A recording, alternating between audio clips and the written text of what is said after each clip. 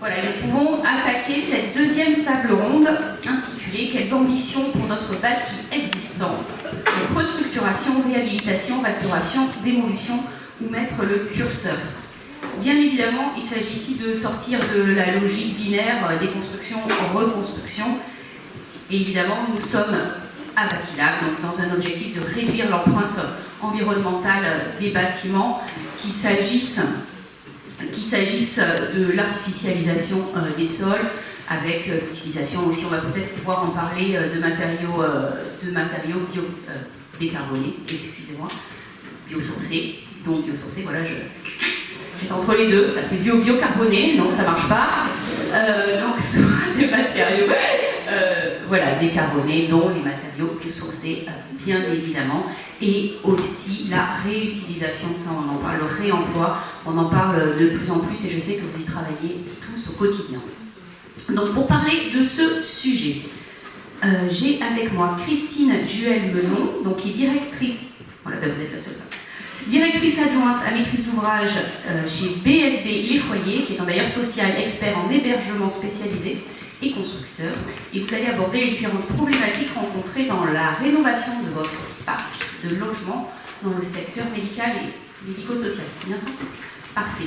À mes côtés, Guillaume Join de Lieu Architecte, et vous allez aborder la question de la permanence architecturale et du travail en phase pré-opératoire des projets. Et puis, messieurs, au centre, François Hervieux, qui est adjoint bâtiment à la ville de Malinsac, celui avec les lunettes, et Paul de Gressland, de Local Architecture, et vous allez nous parler donc de la réhabilitation de la médiathèque du village. Alors, nous allons commencer peut-être par les foyers. Avec vous, Christine, est-ce que vous allez nous parler plus spécifiquement de deux projets, je crois, ou au moins un, on va commencer par un, sur un non? Oui, dites-moi. 4 exemples. J'en ai 4. On attaque par un, ouais. Vous voulez bien? Allez, on attaque par un, et qui prend vraiment en compte voilà, cette histoire de bâti existant. Bah, qu'est-ce que vous en avez fait? Quel choix est-ce que vous avez opéré?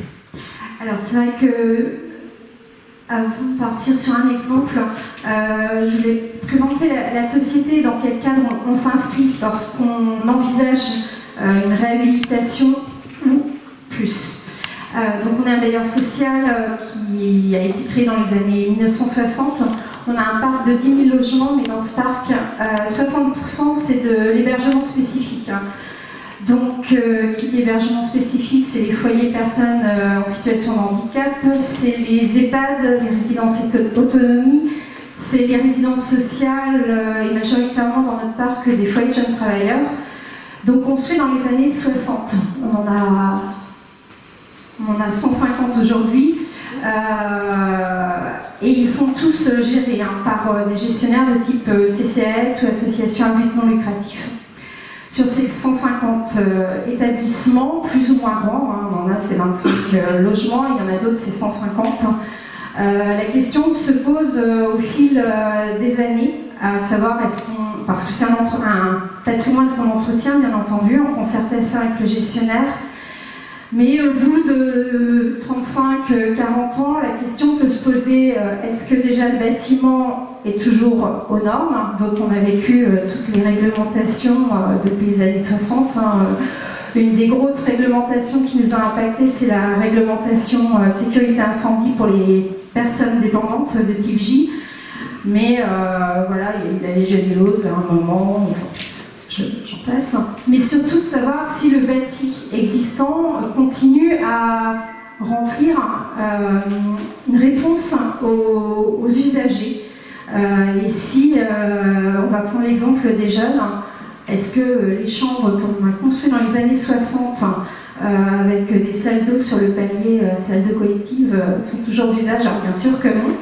Donc c'est de savoir comment on peut faire avec le bâti que l'on a, s'il peut toujours être adapté aux nouvelles attentes des jeunes, à savoir passer de chambres qui faisaient à l'époque 9 mètres carrés à des studios d'une vingtaine de mètres carrés. Donc en fait, notre travail, il est toujours en concertation avec le gestionnaire qui connaît très bien les attentes des résidents. et aussi la collectivité, parce qu'on a des loyers très peu élevés. Donc on est aussi en recherche de subventions lorsqu'on entame ces gros projets de restructuration. Et avant d'entamer la restructuration, c'est de savoir s'il n'y a pas d'autres solutions. Et on va voir qu'à chaque fois, il n'y a pas de réponse toute trouvée et qu'à chaque fois, il faut conduire une analyse croisée de tous ces items. Donc déjà, recueillir les besoins. Pour qui on construit. À part le logement, quels sont les besoins en locaux partagés, parce que ces résidences médico-sociales, il y a un logement privatif, mais une grande partie de logements communs partagés, voire même des cuisines collectives, des buanderies. Bref, vérifier les besoins d'aujourd'hui par rapport à ce dont on disposait. Et puis bien sûr, c'est une trame, hein, on l'aménage au fil du temps, de voir si le site, le bâti existant, comment il est constitué. Tout un panel de diagnostics, hein, vous les connaissez, là, j'en ai cité quelques-uns. Maintenant on aurait des diagnostics environnementaux encore plus poussés, le PEMD entre autres. S'il y a matière à faire des extensions au niveau des règles d'urbanisme, donc le PLU, au niveau des stationnements, peut-être qu'on en a bien plus que ce qu'on a besoin, et est-ce que le PLU est en accord avec notre sentiment de besoin, enfin le sentiment de besoin du gestionnaire, et puis bien sûr tenir compte des exigences de l'architecte des bâtiments de France et de conservation du patrimoine. On regarde à chaque fois si c'est des atouts, des contraintes. La situation dans la ville est souvent très importante pour le gestionnaire. L'accessibilité au transport public, la proximité de la gare, etc.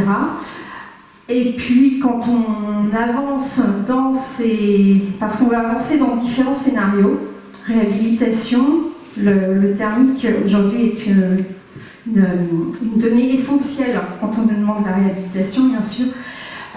Donc, est-ce qu'on va sur la réhabilitation? Est-ce qu'on va aller sur la reconstruction ex situ ou dans la reconstruction in situ? Si on est en réhabilitation, comment on va se faire le chantier? Et voilà, c'est un des exemples que j'avais donné en effet. Peut-être que je peux en parler tout de suite. C'est un EHPAD que nous avons restructuré à Porspoder, Finistère. Pour le coup, on est parti sur cette réhabilitation-restructuration. Mais pour parvenir à cela, on a reconstruit 6 logements. On n'avait pas un terrain très très grand, on pouvait reconstruire 6 logements et ensuite on a fait une opération tiroir. 6 logements. Ça a duré 6 ans. C'est un gestionnaire avec qui on a 6 ou 7 autres structures, il nous a dit plus jamais ça. Donc là, maintenant, on phosphore sur d'autres EHPAD invités à réhabiliter et on a d'autres propositions à faire. Mais là, c'était un exemple de plus jamais ça. Voilà, pour le personnel, ça a été... Pour le personnel, ça a été... et les résidents, vraiment quelque chose de très très lourd à porter.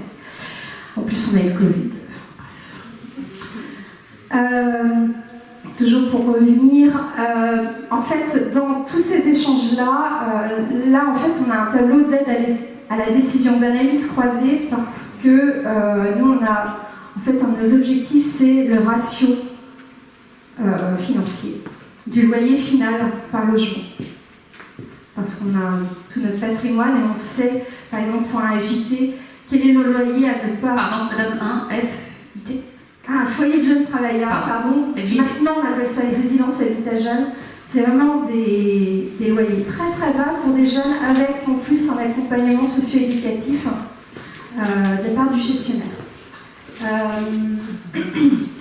Et donc, notre cible finale, au travers de ces scénarios, c'est de voir, pour atteindre ce loyer maximal par logement par mois, comment on va le financer, donc en fonction du prix de revient, des 3 scénarios, et des moyens en termes de subventions mobilisables, ce qu'il est possible ou pas de faire, mais en tout cas, les élus sont vraiment dans le process.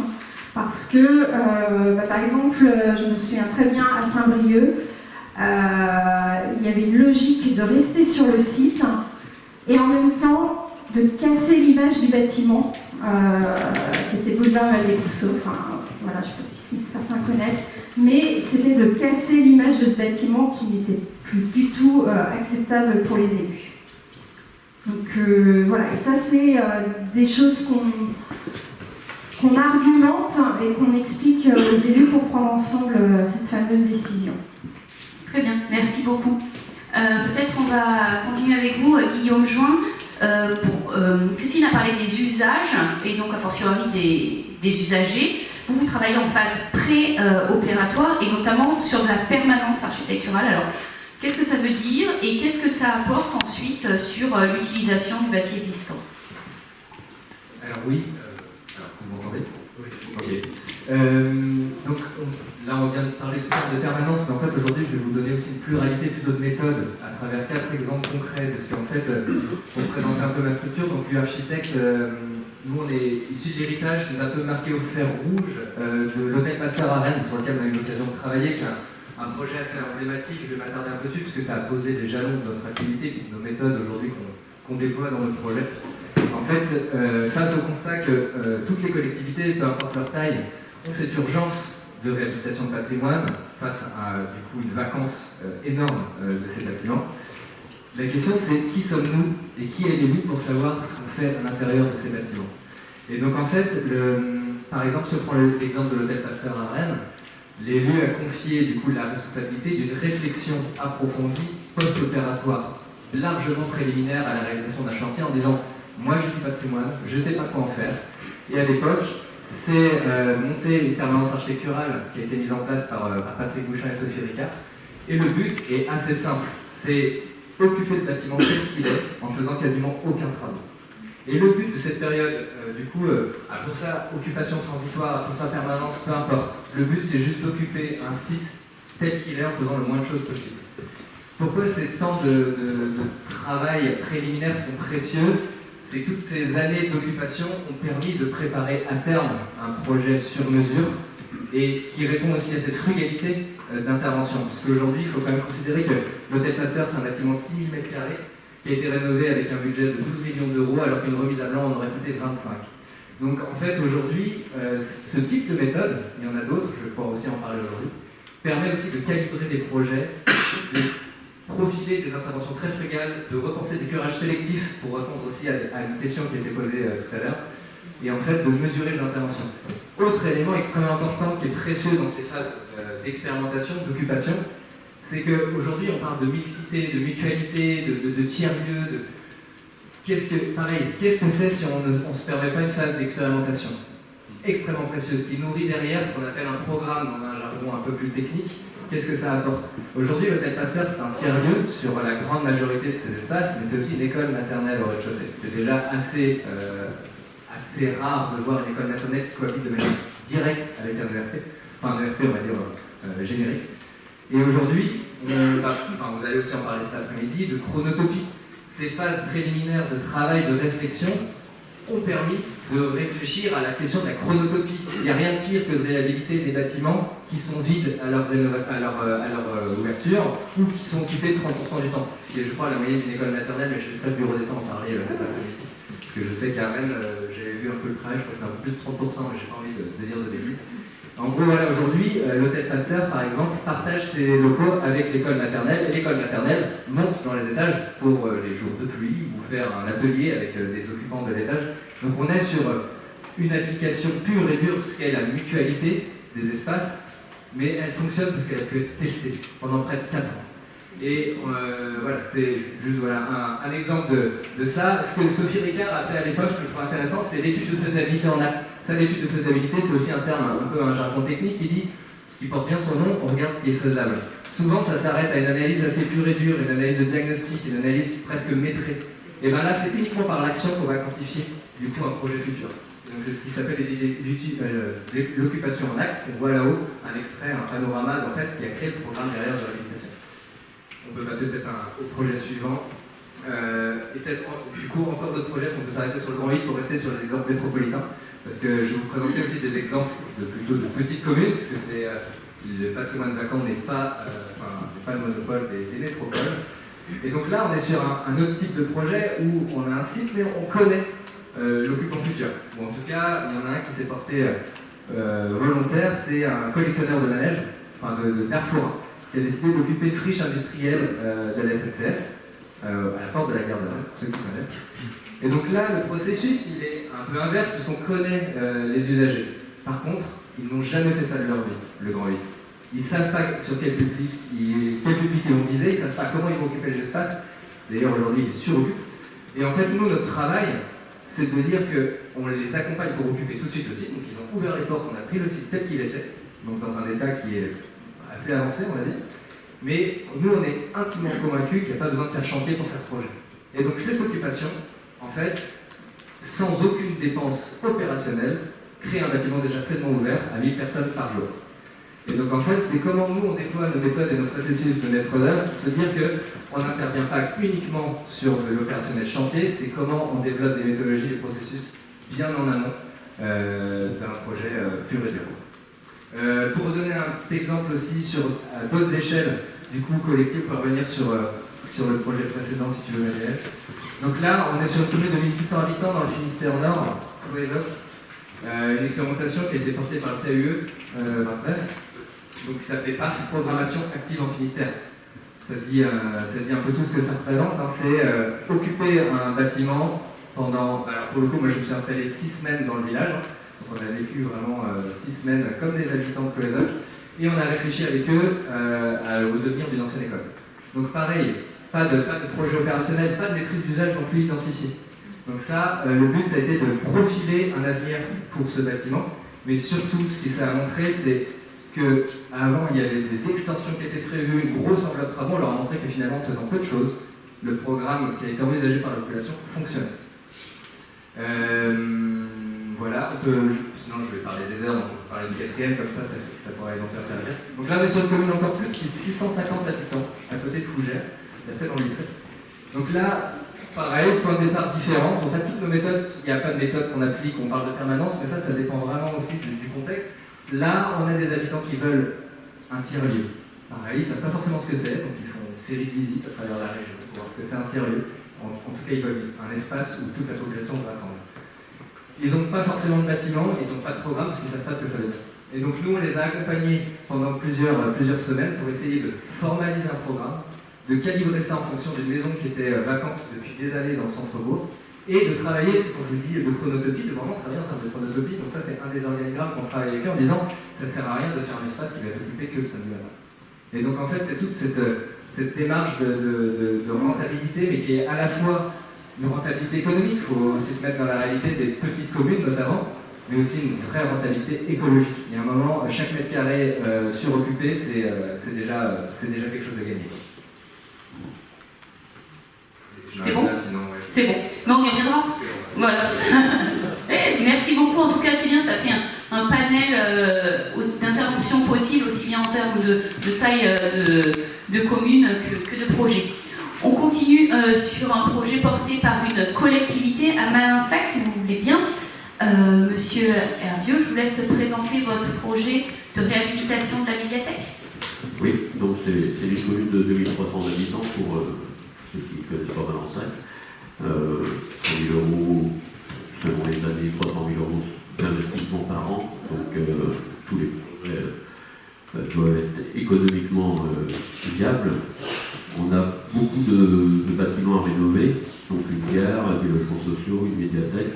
Donc c'est le projet de médiathèque dont on va vous parler. La volonté de la commune, c'est de s'inscrire dans une démarche de lutte contre le réchauffement climatique, avec, si possible, un meilleur service à la population, avec nos moyens.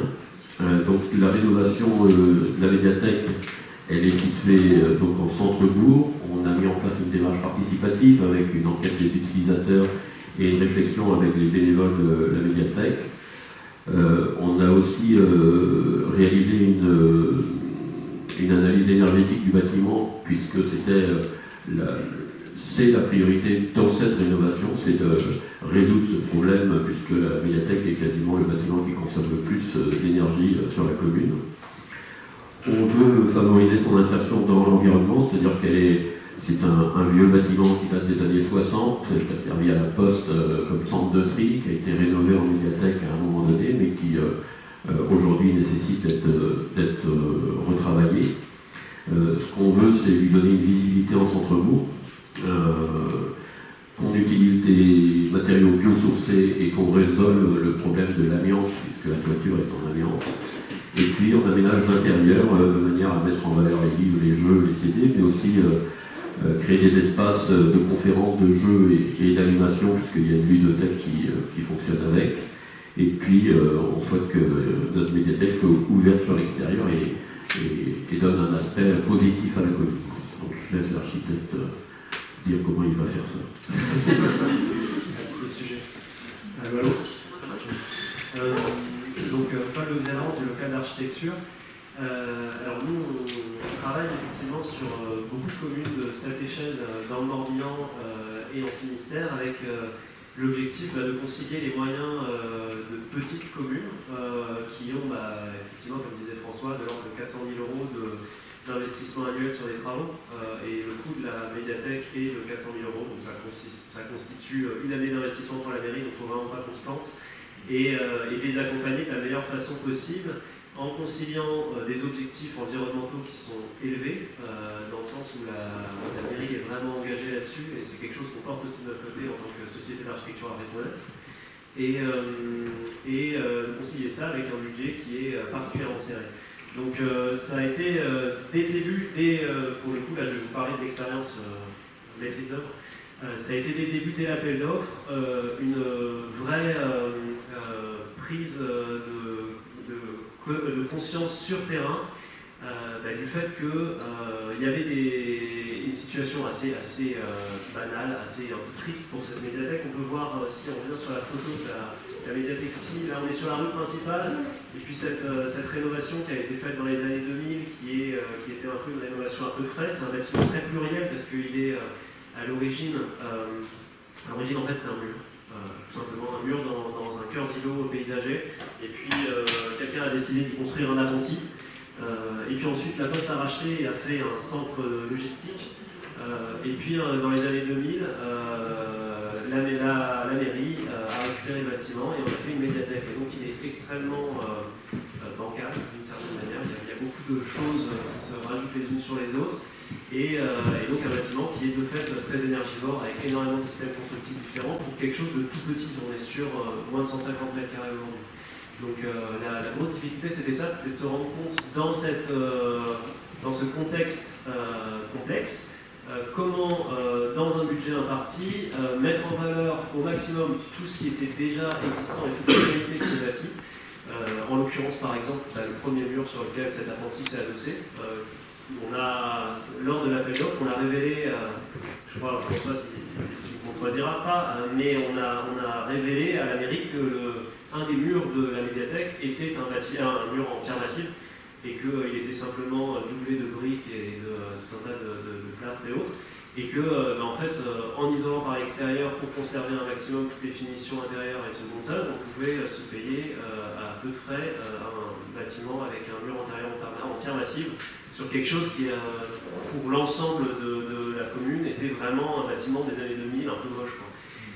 Et donc, voilà, ça a été une attention un peu de la même façon à tout ce qu'on voit d'ailleurs sur le mur ici. C'est parce qu'on a fait le tour du bâtiment et qu'on est allé voir derrière, on s'est rendu compte que c'était pas qu'un bâtiment en parpaing qui avait ça d'intéressant. Il y avait également une charpente traditionnelle à l'intérieur qu'il a fallu retrouver en déposant 2 couches de faux plafonds superposés l'une sous l'autre.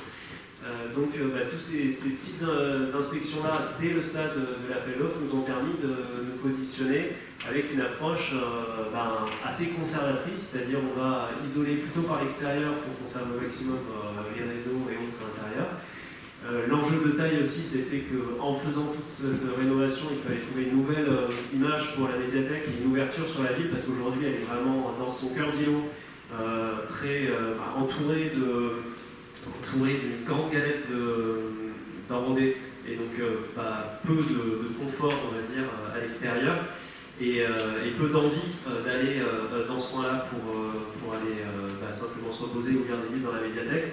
Et donc dans l'enveloppe budgétaire, trouver aussi, au départ l'enveloppe budgétaire qui consistait uniquement à la rénovation pure et simple de la médiathèque, trouver aussi quelques milliers d'euros, quelques dizaines de milliers d'euros pour aller rénover les abords directs de la médiathèque, pour ne pas livrer un bâtiment, on va dire, plutôt qualitatif dans un contexte qui n'aurait pas changé, mais pour aller simplement requalifier un petit parvis devant, un jardin de lecture à l'arrière qui est un peu comme un patio comme ça, empoisonné avec la poste qui reste ici, et puis en façade sud, redessiner simplement en venant dégrapper un peu d'enrobé et en venant requalifier les quelques mètres linéaires devant la médiathèque, revenir requalifier tout ça pour éviter qu'à terme, on ait toujours les voitures qui se plantent devant les lecteurs et que personne n'ait tellement envie de rester dans cet espace parce qu'il fait chaud l'été, parce qu'on a des voitures devant le nez quand on est dedans. Et voilà. Donc c'est tous ces sujets-là qu'on a essayé de concilier, c'est un peu divers, avec un objectif, comme je disais, de performance environnementale qui dépasse assez largement la réglementation thermique de rénovation, parce qu'on était sur quelque chose, des ambitions, une réglementation qui ne pousse pas forcément à aller très loin en termes de performance environnementale. En fait, l'arbitrage, il se fait assez simplement. Nous, on a une vision patrimoniale, évidemment, sur ce qu'on souhaite mettre en valeur, notamment parler du mur en pierre. À la fois, c'est pas très cher, en fait, comme démarche à faire pour mettre en valeur le bâtiment. C'est simplement l'isolation, de toute façon, il faut la faire, donc il faut simplement décider si on la fait à l'intérieur ou à l'extérieur. En la mettant à l'extérieur, on peut découvrir à l'intérieur, déposer un doublage et faire des joints. C'est vraiment une opération assez légère, on va dire. Et donc on retrouve là un peu d'histoire à peu de frais, on va dire. Sur d'autres éléments, c'est moins une question de patrimoine, mais plutôt une question toujours d'arbitrage économique et simplement de logique de retour sur investissement environnementaux. On a parlé ensemble sur le sujet des huisseries sur ce bâtiment-là. En fait, on avait souhaité un remplacement total de toutes les fenêtres du bâtiment. Et en fait, d'une part, ça coûte très cher, et d'autre part, en fait, le bilan carbone de menuiserie en aluminium neuve partout, en fait, n'était pas forcément justifié par les économies qui allaient être réalisées sur les 40 ou 50 prochaines années dans certaines orientations, notamment sur les fenêtres sud. On avait déjà du double vitrage, qui était certes moins performant que le double vitrage qu'on fait aujourd'hui, mais qui malgré tout était déjà là. Et donc, dans une logique simplement de retour sur investissement à la fois économique, mais aussi environnemental, ne pas aujourd'hui dépenser du carbone et des sous, on va dire, pour remplacer toutes les fenêtres au sud, alors que c'est les fenêtres qui bénéficient de la bonne du bilan solaire passif le plus positif sur le bâtiment. Ça nous a paru, avec le bureau d'études, en fait, être une solution tout simplement de bon sens. Voilà. Et là, c'était moins un sujet patrimonial que plutôt une approche assez, terre à terre et frugale, effectivement, sur ce qu'on pouvait conserver. De la même façon, le bâtiment, on va devoir le découvrir parce qu'il y a une toiture en amiante. Il y a sa toiture en amiante, c'est malheureux, c'est comme ça.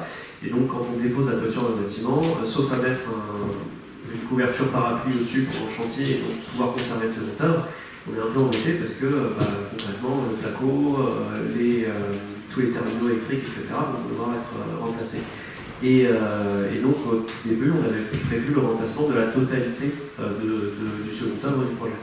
Mais sur ce projet-là, comme je te disais, il y a une grande diversité de systèmes constructifs et il y en a une partie où on est en toiture terrasse sous plancher ourdi béton. C'est une espèce de volume de jonction qu'on a peut-être on le voit sur la perspective à la main, rapidement. Voilà le volume qu'il y a là-haut, là. Et donc sur ce volume-là, plutôt que de tout déposer, comme on conserve la notion, on ne va pas remplacer le béton, le plancher ourdi, on en profite pour conserver de second œuvre en dessous et pour, en termes de gains énergétiques et paysagers, pour simplement implanter sur la toiture une toiture végétalisée. Encore une fois, la structure est là, on n'a pas besoin de la renforcer. Et ça permet de réentrer aussi le bâtiment un peu dans son contexte paysager de cœur de l'eau, parce qu'aujourd'hui c'est assez austère. Donc voilà, c'est plutôt une approche, on va dire, pas forcément, un peu ce que tu disais aussi, on n'a pas de mode d'emploi préconçu pour ces sujets-là.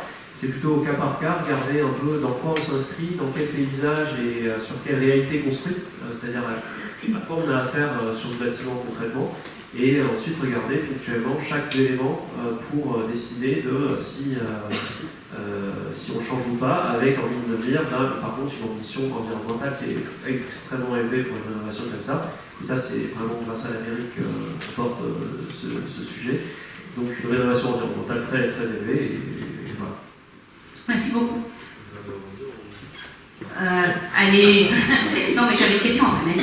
Non, mais c'était juste pour rebondir sur la question de du cas par cas et de la pertinence de raisonner en fait par rapport à une observation de terrain. C'est que si je prends l'exemple du bâtiment Pasteur, parce que ça fait complètement écho avec la question des menuiseries, c'est que le bâtiment Pasteur, du fait de son occupation de 4 ans, a révélé le fait que 50% à peu près des activités accueillies dans ce tiers-lieu, ce hôtel à projet comme il s'appelle, ne nécessitaient pas d'espace chauffé.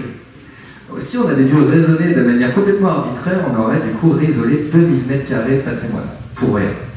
Donc du coup, si on met au regard la dépense du coup d'un isolant, sa durée de vie relative, et du coup le bilan carbone de cet isolant, franchement, de pouvoir économiser 50% de surface de patrimoine isolé, c'est plutôt intéressant, à la fois pour le gestionnaire et à la fois pour les usagers derrière, parce que de toute façon ça crée des boîtes chaudes pour rien. Il n'y a pas de problème de confort d'été? Non, c'est un bâtiment patrimonial avec belle inertie, donc ça va. Parfait. Et justement, puisque Guillaume, j'avais une autre question tout à l'heure sur, vous parlez exactement de ce sujet-là, sur le grand 8.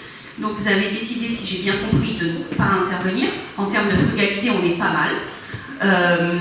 Mais c'est un bâtiment du coup qui n'est pas chauffé. Au niveau énergétique, comment ça marche là? Je vais prendre 2 exemples, parce que Pasteur et Grand 8, c'est la même approche. C'est que quand on a occupé les lieux, donc à Pasteur en 2013, et pour le Grand 8 depuis 2021, donc oui, il n'y a aucune intervention qui a été faite, y compris le chauffage. Donc c'est sûr que ça crée des périodes hivernales qui peuvent être difficiles. Mais en même temps, du coup, je rebondis aussi là-dessus sur la question du concret, du cas par cas, c'est que le Grand 8, en fait, ils se sont aussi rendus compte que chauffer des halles de 2000 m² industrielles, c'est une hérésie écologique. En tout cas, à ce stade-là du développement du projet. Donc, ce qui leur permet aujourd'hui de se dire, est-ce qu'on a besoin d'ouvrir toute l'année au public? Parce qu'eux, ils ont une double activité. Ils ont une activité d'accueil, d'événementiel, mais ils ont une activité de création, créer des manèges, ils créent du patrimoine fort. Donc, en fait, eux, c'est toute l'importance et le côté précieux de cette phase d'expérimentation, c'est qu'eux, ils calibrent aussi leurs activités, ils se découvrent eux-mêmes, ils se testent eux-mêmes, et en fait, de manière bâtimentaire, derrière, ça a une répercussion. Parce que peut-être que demain, les halles ne seront pas chauffées. Voilà. En tout cas, pour l'instant, c'est la tournure. Pour le moment, elles ne sont pas chauffées. Pour l'instant, elles ne sont pas chauffées, et il y a peu de chances qu'elles le soient demain. Sur les 4, certainement une, parce que du coup, ça permettrait d'avoir au moins une idéale qui permette d'offrir un peu de chaleur sur une période hivernale. Mais ça dépendra du projet qu'eux, ils vont préciser à l'issue de cette phase d'expérimentation qui va durer 2 voire 3 ans. Mais ça, c'est intéressant ce que vous nous dites, c'est que le bâtiment donc, va vraiment s'adapter aux usages. Ça, c'est quelque chose qui peut être nouveau en réhabilitation aussi. Et pour vous aussi, au foyer, c'est quelque chose que vous faites systématiquement. Mais est-ce que des fois, les usages doivent s'adapter au bâtiment? Comment vous fonctionnez là-dessus? On a un autre exemple. C'est à Fougères cette fois-ci. On a un très très beau bâtiment. C'était la résidence Rebuffet, résidence autonomie, personnes âgées autonomes. Donc avec des mosaïques de Dorico. On avait acquis et réhabilité cette ancienne usine de chaussures dans les années 88. Et le problème, c'est que les très beaux logements dans la partie collective, parce qu'il y a aussi des pavillons, je ne vais pas en parler, dans la partie collective, les très beaux logements spacieux, très confortables, sauf que la Lège, c'est pas comme ça, mais quand même pas loin, enfin j'exagère. Donc évidemment, pour les personnes âgées, ça n'a pas plu, et il fallait trouver une solution. Puisqu'il y avait quand même de l'occupation, mais quand même de plus en plus de vacances. Donc là, c'était géré par le CCAS de Fougères, et il fallait réfléchir à autre chose. La solution qui venait technique, c'était éventuellement de faire des estrades, sauf qu'une fois qu'on fait une estrade, il faut monter l'estrade. Donc ça ne marchait pas non plus pour les personnes âgées. Donc avec notre réseau local, on a aussi là-bas un gestionnaire de foyers de jeunes travailleurs qui gère aussi ce qu'on appelle des pensions de famille. Donc là, c'est de l'hébergement de gens en grande précarité financière et sociale. On lui a soumis ce bâtiment et on travaille avec lui actuellement à transformer, mais vraiment à moindre coût finalement, une résidence qui était pour des personnes âgées en une résidence où il y aura un niveau pour des jeunes actifs, un niveau pour ces gens en grande précarité sociale, et puis un rez-de-chaussée qui va être mutualisé entre les personnes âgées qui continueront à vivre dans les petits pavillons individuels, et puis les jeunes et les gens en grande précarité. Voilà, donc là, finalement, alors il y aura quand même un exercice de réhabilitation très important à faire parce que c'était aussi un des soucis pour le CCAS en gestion, ça coûtait très cher. Mais, et puis, en fait, nous, dans notre logique patrimoniale, on est sur des emprunts très longs, donc 40 ans. Et c'est qu'une fois qu'on a fini de rembourser les emprunts, qu'en fait, on peut réengager ce type de travaux. Donc là, vous voyez, livret 88 plus 40 ans. 2028, donc là on y arrive enfin et on a hâte de sortir cette opération de réhabilitation thermique et de changement d'usage.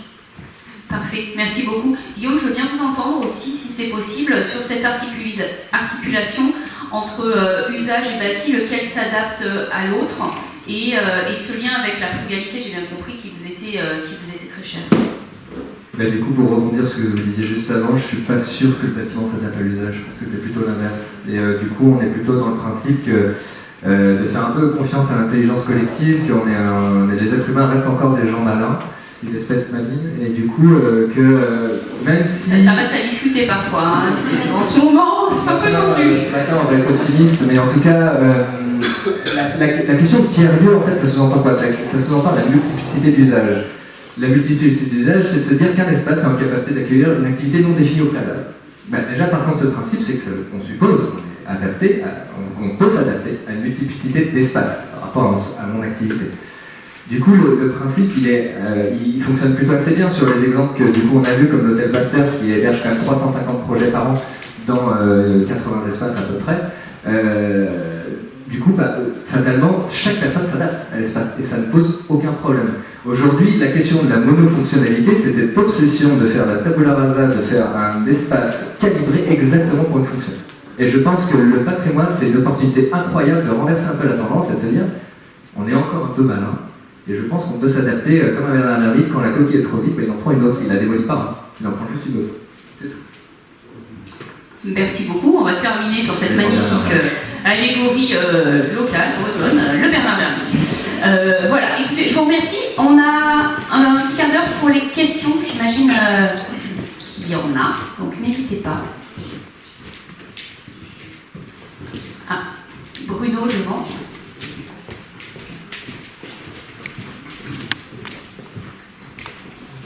Merci pour les présentations. J'avais une question sur les sujets d'occupation expérimentale, transitoire, sur l'hôtel Pasteur, évacuation, on va dire, transitoire pendant quasiment 4 ans. Votre accompagnement là-dedans, c'est au démarrage pour essayer de mettre en route les choses et après sa vie de soi-même, ou est-ce que du coup votre accompagnement dure pendant toute cette durée-là? Merci pour cette question. Concrètement, comment ça marche? Très bonne question.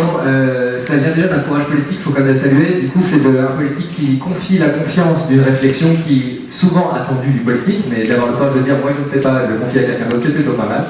Et en fait, à l'époque, du coup, le maire de Rennes dit moi je confie cette réflexion à Patrick Bouchat, Sophie Ricard. Sophie Ricard s'installe en permanence architecturale, ouvre le bâtiment.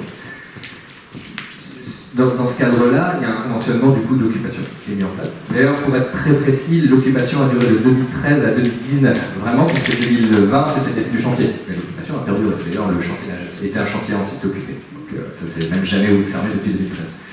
Et en gros, donc, ce conventionnement régit cette occupation. Et là où c'est un élément important, j'en ai pas beaucoup parlé, c'est qu'aujourd'hui, dans les nouveaux besoins, les nouveaux usages, il y a la question de la gestion, la communauté d'usage. Qu'est-ce que ça génère? En fait, toutes ces périodes d'occupation permettent aussi de construire ce nouveau collectif d'usagers. Et donc, en fait, à cette époque-là, la mairie a vraiment laissé la totale confiance à ce collectif qui s'est monté, qui est devenu du coup une association collégiale, aujourd'hui, l'Hôtel Pasteur, et du coup qui gère l'intégralité du lieu, école maternelle comprise. Donc en fait, il y a une confiance politique qui a été transmise à la société civile, et pour l'anecdote, pendant du coup 6 ans, il n'y a eu qu'une seule clé du bâtiment, le bâtiment est occupé du lundi au dimanche, elle n'a jamais été perdue. Pour l'anecdote de la clé, et après j'arrête avec les anecdotes dernières des clés, mais en gros, voilà. Et dernier élément sur la question de la norme, justement ça fait un peu peur parce qu'en fait, on avait un bâtiment qui n'était plus apte à accueillir le public, puisque c'était une faculté dentaire, hein, donc l'hôpital avait quitté les étages en 2013, 2012-2013. Et donc là, en fait, c'est un dialogue qui s'instaure tout de suite très vite qu'il faut faire avec le SDIS. Le SDIS, nous, on le considère surtout dans nos métiers comme un sanctionneur final qui fait souvent mal à la fin d'ailleurs de la commission.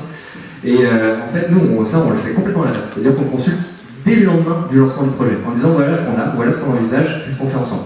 Et du coup, l'Hôtel Pasteur, c'était ça, le SDIS est passé, ils ont dit voilà, franchement, il n'y a rien aux normes, c'est pourri, tout le monde va cramer là-dedans. Ils ont dit par contre, si on fait juste, on réouvre cette porte, on laisse VES là, on met 3 extincteurs, on vous autorise pour 100 personnes.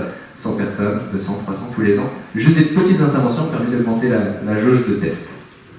Et sur le grand 8, j'en parle même pas, les Arforains, le SDIS, quand ils ont arrivé avec ça, ils ont dit c'est quoi ça?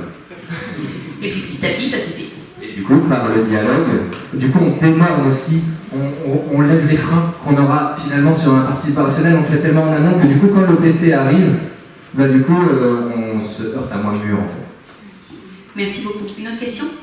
Bah, en fait, Vas-y, ça marche. Ça marche, ça marche. C'était la question justement sur les normes, sur le SDIS justement, ça veut dire que est-ce que vous bénéficiez d'une autorisation un peu temporaire le temps que le bâtiment soit dans son fonctionnement final, auquel cas c'est un peu dérogatoire entre guillemets, et du coup une autre question me vient, qu'est-ce qu'il en est du permis de faire? Est-ce que c'est quelque chose que Patrick Bouchard avait développé et qu'est-ce qu'il en est? Alors du coup, ouais, c'est la question ultime. Pardon. Ok. Déjà, le premier ingrédient, c'est ce que je disais tout de suite, c'est le dialogue. C'est-à-dire qu'en fait, le SDIS, il aime bien être associé au projet, on le trop peu souvent, en fait, de toute façon. Surtout quand on est sur des projets expérimentaux. Donc l'idée, c'est déjà de rentrer en dialogue avec eux. Et après, il y a la question de qui est propriétaire du foncier ou du bâtimentaire. Et donc là, c'est une question de conscience politique. Donc Rennes a cet héritage-là de Pasteur, a aussi du coup cette faculté à lâcher un petit peu plus de lest et à faire confiance. Du coup, la convention régit un usage. Et nous, par exemple, si on prend dans le cas du Grand 8, on est entré au dialogue avec le SDIS pour élaborer un processus de secours selon l'état actuel du site. Pour définir du coup un effectif maximum et des dispositifs de sécurité compensatoires ou pas. À ce stade-là, il n'y en a quasiment aucun, mais le SDIS a validé le fait que le site puisse être occupé sous cette forme. Parce qu'en fait, on a trouvé des solutions, on a validé un plan d'intervention. Et sur la question du permis de faire, alors, le sujet est vaste, permis de faire, pour ceux qui ne connaissent pas, donc Patrick Bouchard, à l'issue de son héritage professionnel, a décidé de lancer une expérimentation qui dit que en dénormant nos manières de faire, on s'ouvre des nouveaux possibles. Et donc à travers plusieurs projets métropolitains et d'outre-mer, ils ont créé un dispositif qui s'appelle la preuve par 7, que je vous conseille de regarder du coup, parce que le sujet concerne directement ce qu'on est en train de se dire aujourd'hui. Et donc c'est par 7 projets nationaux et outre-mer, en dénormant, on fait je me répète même. Et il y a un autre levier, qui est le permis précaire, on n'en parle pas assez souvent. Là, quand on a mis le contexte réglementaire urbain, parce que par exemple, dans le cas du Grand 8, c'est une friche industrielle. Au niveau PLU, c'est le vide. On dit un ERP. Le droit des sols dit, je ne sais pas ce que c'est là. Là, moi j'ai 4 halles, c'est tout. Et donc en fait, le permis précaire permet de s'affranchir de certaines règles pour déposer un changement d'usage en vue, dans un temps limité. Je crois que c'est 5 ans de mémoire, mais ça dépend des collectivités. On a 5 ans pour en déposer un définitif. Ce qui laisse, encore une fois plus, que je reviens à l'exemple de ce temps précieux de réflexion qui est créatif, opérationnel, puisque derrière, quand le droit des sols aura reçu le permis précaire, eux, ils vont mettre en marche la démarche pour réaffecter le foncier, pour que le PC soit déposé et accepté à terme. Parfait, merci beaucoup. Une autre question? Ah, décidément. Allez, Bruno Fillard, de Brest Métropole. Deux questions complémentaires, parce que ça m'intéresse beaucoup. Côté portage dans les services ville de Rennes, ou vraies métropoles. Sujet du coup très transversal dans les possibilités de réoccupation, donc qui à la limite pilote ça côté technique? C'était la première question. Et la deuxième, c'est est-ce que selon toi il y a des seuils critiques à partir desquels, en termes de taille, ça fonctionne ou ça ne fonctionne pas? Est-ce que ça peut aussi fonctionner sur des patrimoines beaucoup plus modestes? Voilà. Ouais. Du coup, sur la question des outillages des collectivités, dans le cas de Rennes, c'est la société d'aménagement territoire public. Donc l'agglomération est dotée d'un service compétent sur la gestion du coup de maîtrise d'ouvrage déléguée en fait. Donc là-dessus, eux ils ont du coup cette culture, ils sont acculturés en fait à tout ce qu'on est en train de se dire. Donc voilà, c'est beaucoup plus simple. Après, on se voit aussi ce matin pour en continuer à cultiver des choses et je n'espère pas que ça fasse des petits dans d'autres métropoles, c'est déjà le cas. Et la deuxième question c'était... Sur la taille Ah ouais, alors, justement, juste revenons, est-ce qu'on peut revenir sur le PAF par exemple, Finistère? Donc là c'est une commune de 1600 habitants qui est dotée de rien comme compétences internes. Donc là le CAE est un renfort intéressant, puisque du coup c'est eux qui ont écrit le cahier des charges de cette programmation active, donc par la résidence architecturale sur site. Donc le CAE du coup a cette culture-là. Elle la transmet via son contrat d'accompagnement, on va en parler du coup avec la personne CAE 56, et du coup qui fait que la mairie délègue un peu le côté technique et innovant de la démarche puisqu'ils font confiance au CAE. Et après, tout le travail c'est de la transmission du coup de tout ce travail que la collectivité le reçoit. Et ça c'est très bien fait parce que c'est en chantier actuellement. Merci beaucoup.